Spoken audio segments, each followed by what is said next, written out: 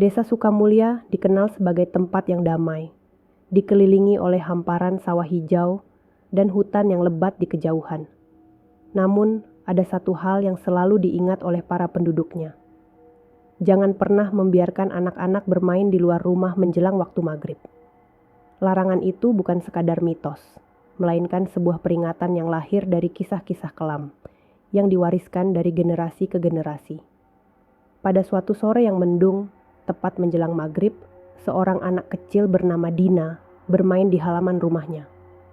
Dina baru berusia 7 tahun, gadis kecil dengan rambut panjang yang dikepang rapi oleh ibunya pagi itu.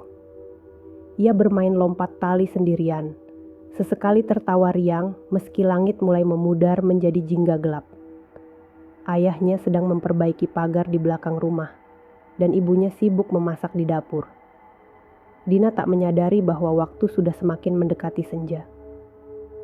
"Dina, masuk dulu, sudah mau maghrib," seru ibunya dari dapur. Namun Dina mengabaikan panggilan itu. Ia terlalu asyik dengan permainannya. Lompatannya semakin cepat, dan suara tali yang menghantam tanah terdengar ritmis. Tiba-tiba, angin dingin berhembus kencang, membawa aroma basah tanah yang aneh. Daun-daun kering berterbangan, dan suasana di sekitar terasa hening, seperti dunia tiba-tiba menahan napas. Saat Dina hendak melompat lagi, ia mendengar suara samar, seperti tawa kecil seorang anak dari arah pohon mangga besar di sudut halaman. Dina menghentikan permainannya dan memandang ke arah pohon itu. Di bawah rindangnya dedaunan, terlihat sosok seorang anak kecil seusianya. Rambutnya panjang dan kusut, bajunya lusuh, dan wajahnya pucat. Tetapi matanya memancarkan kilauan yang tak wajar. "Kamu siapa?"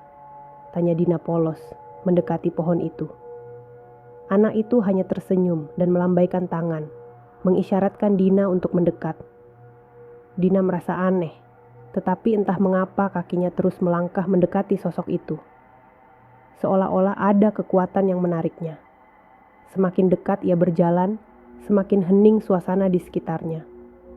Suara jangkrik yang biasanya ramai mulai lenyap, dan udara di sekitar menjadi dingin menusuk.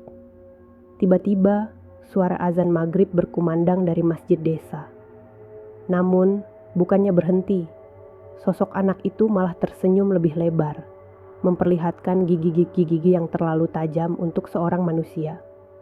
Sebelum Dina sempat berbalik, tangan kecil itu menggapai pergelangan tangannya. Seketika, dunia di sekitarnya menjadi gelap. Ketika ibunya selesai memasak dan keluar untuk memanggil Dina lagi, gadis kecil itu sudah tidak ada di halaman. Tali lompatnya tergeletak di atas tanah, basah oleh embun senja. Ibunya memanggil-manggil, suaranya menggema hingga ke hutan di ujung desa. Ayah Dina segera bergabung, berlari ke sana kemari mencari anaknya. Para tetangga pun berdatangan membawa senter dan obor untuk membantu pencarian. Namun, malam itu Dina tak ditemukan. Malamnya, seorang dukun tua yang dikenal sebagai penjaga desa dipanggil ke rumah keluarga Dina. Mbah Wiryo, nama dukun itu, datang dengan membawa sebuah tongkat kayu dan sebuah kantong kain berisi dupa. Ia meminta izin untuk melakukan ritual. "Anak ini bukan hilang biasa. Dia dibawa ke alam lain," kata Mbah Wiryo dengan suara berat. Para penduduk yang berkumpul di rumah Dina bergidik. Mereka tahu alam lain yang dimaksud Mbah Wiryo adalah dunia makhluk halus yang sering disebut lembah bayangan oleh penduduk setempat. Tempat itu dikatakan berada di antara pohon-pohon tua di hutan desa, di mana waktu berhenti dan makhluk tak kasat mata berkuasa. Mbah Wiryo menyalakan dupa dan mulai membaca mantra. Asap dupa mengepul, memenuhi ruangan dengan aroma yang menusuk hidung. Tiba-tiba, ia berhenti dan menatap lurus ke arah jendela.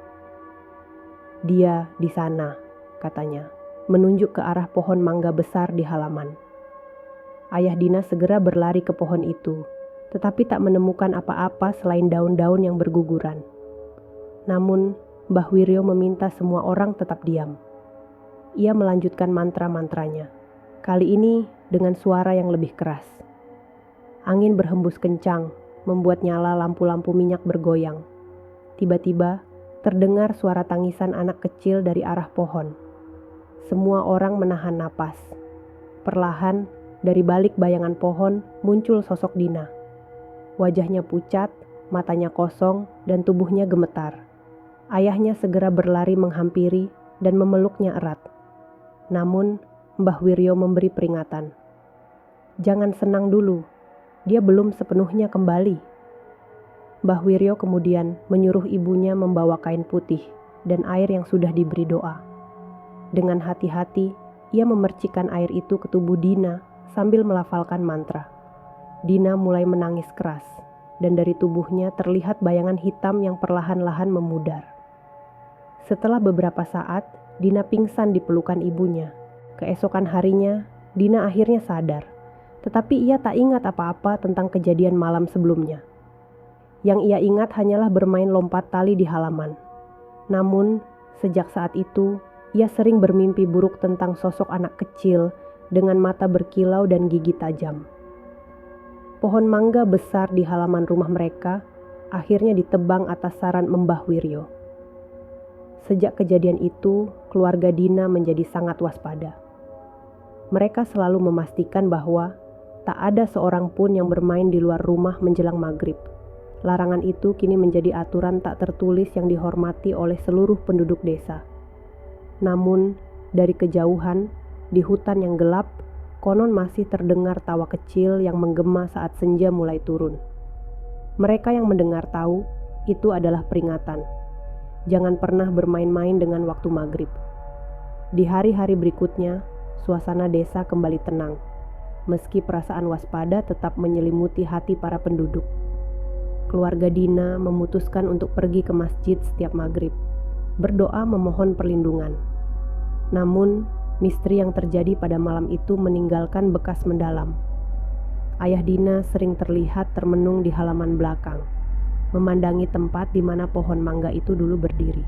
Sementara itu, Mbah Wiryo sering memperingatkan warga tentang keberadaan makhluk yang bersemayam di sekitar desa. Ia menjelaskan bahwa pohon-pohon tua dan tempat-tempat yang jarang disentuh manusia adalah pintu menuju dunia mereka. Pada suatu malam, seorang petani melaporkan melihat bayangan aneh di hutan. Bayangan itu tampak seperti anak kecil, melompat-lompat di antara pohon-pohon, sebelum menghilang di balik kegelapan. Petani itu bersumpah bahwa ia mendengar suara tawa yang sama, seperti yang dideskripsikan oleh keluarga Dina. Kabar itu menyebar, membuat penduduk desa semakin berhati-hati. Dina sendiri tumbuh menjadi gadis pendiam setelah kejadian itu. Ia sering menghabiskan waktu di kamar, menggambar sosok anak kecil yang samar-samar mirip dengan makhluk yang pernah dilihatnya. Gambar-gambar itu, meski sederhana, membuat orang yang melihatnya merinding. Aku tidak ingat wajahnya, katanya suatu hari kepada ibunya. Tapi aku tahu dia masih di sana. Desa Sukamulya kini dikenal bukan hanya karena kedamaiannya, tetapi juga misterinya. Setiap senja, ketika cahaya matahari memudar, para penduduk desa menutup pintu dan jendela rapat-rapat. Mereka tahu dunia ini bukan hanya milik manusia, dan waktu maghrib adalah saat di mana batas antara dua dunia menjadi tipis, hampir tak terlihat. Pesan yang dapat diambil dari cerita tersebut meliputi beberapa hal, baik secara moral maupun budaya. Waktu maghrib adalah waktu sakral. Dalam tradisi dan kepercayaan banyak masyarakat, waktu maghrib sering dianggap sebagai momen transisi antara siang dan malam, di mana batas antara dunia manusia dan makhluk halus menjadi tipis. Hal ini mengajarkan pentingnya menghormati waktu-waktu tertentu yang memiliki makna spiritual. Tidak, semua hal bisa dijelaskan dengan logika. Kisah ini mengajarkan bahwa ada banyak hal di dunia yang tidak dapat dijelaskan secara logis atau ilmiah. Hal ini mengingatkan manusia untuk tetap rendah hati dan menerima bahwa dunia ini penuh dengan misteri. Doa dan keimanan sebagai perlindungan ritual doa dan kepercayaan kepada Tuhan menjadi solusi untuk menghadapi ancaman dari dunia tak kasat mata. Pesan ini mengajarkan bahwa kekuatan spiritual, dan doa memiliki peran penting dalam melindungi diri dari hal-hal yang tidak terlihat.